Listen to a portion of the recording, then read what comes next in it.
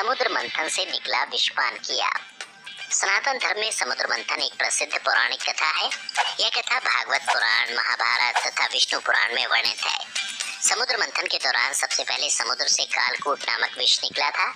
इसे देखकर समस्त देवता, दैत्य तथा मुनिगण बहुत चिंतित हो गए, क्योंकि यह कालकूट विष संपूर्ण संसार का नाश कर सकता था। इस अनहोनी से बचने के लिए सबने भगवान शिव से रक्षा की विनती की। भगवान शिव शक्ति पुंज के रूप में युगों से संसार में विद्यमान हैं।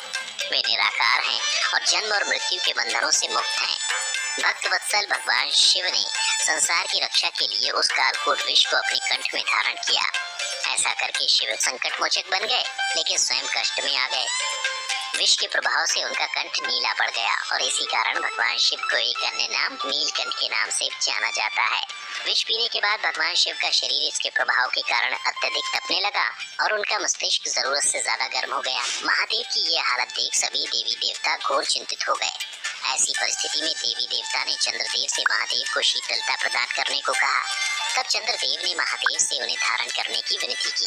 चंद्रमा के इस निवेदन को पहले तो भगवान शिव ने स्वीकार नहीं किया, क्योंकि उन्हें लगा ऐसा करने से श्वेत और शीतल चंद्रमा इस विषय की असहनीय तीव्रता को सहन नहीं कर पाएंगे। चंद्रमा को शीतलता प्रदान करने वाला देवता माना जाता है। चंद्रमा की शीतलता से अग्नि का ताप भी ठंडा होने लगता है। चंद्रदेव और अन्य देवी देवताओं के बार बार निवेदन करने से भगवान शिव चंद्रमा को अपने मस्तिष्क पर स्थापित करने के लिए मान गए। सभी की प्रार्थना स्वीकार करते हुए महादेव ने तब अपने मस्तिष्क पर अर्धचंद्र को स्थान दिया।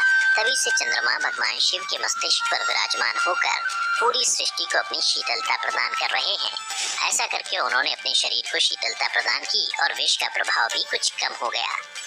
माना जाता है कि विष की तीव्रता के कारण चांद के श्वेत रंग में नीलिमा घुल गई, जिस कारण से पूर्णिमा की रात को चांद का रंग थोड़ा थोड़ा नीला भी दिखाई देता है।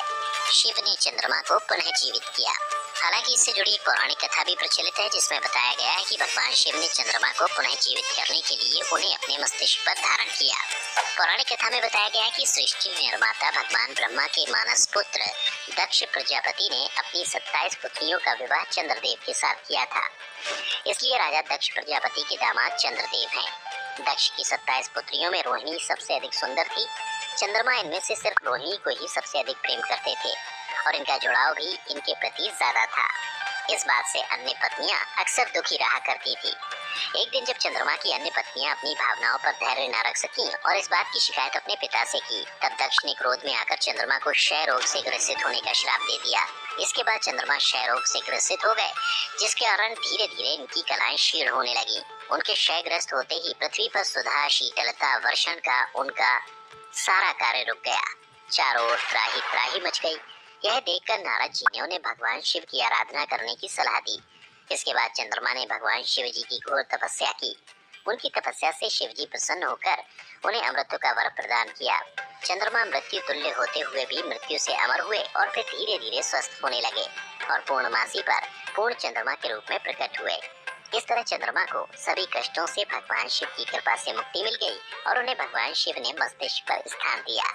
मान्यता है कि दक्ष के शाप और शिव जी के वरदान के कारण ही चंद्रमा घटता और बढ़ता रहता है।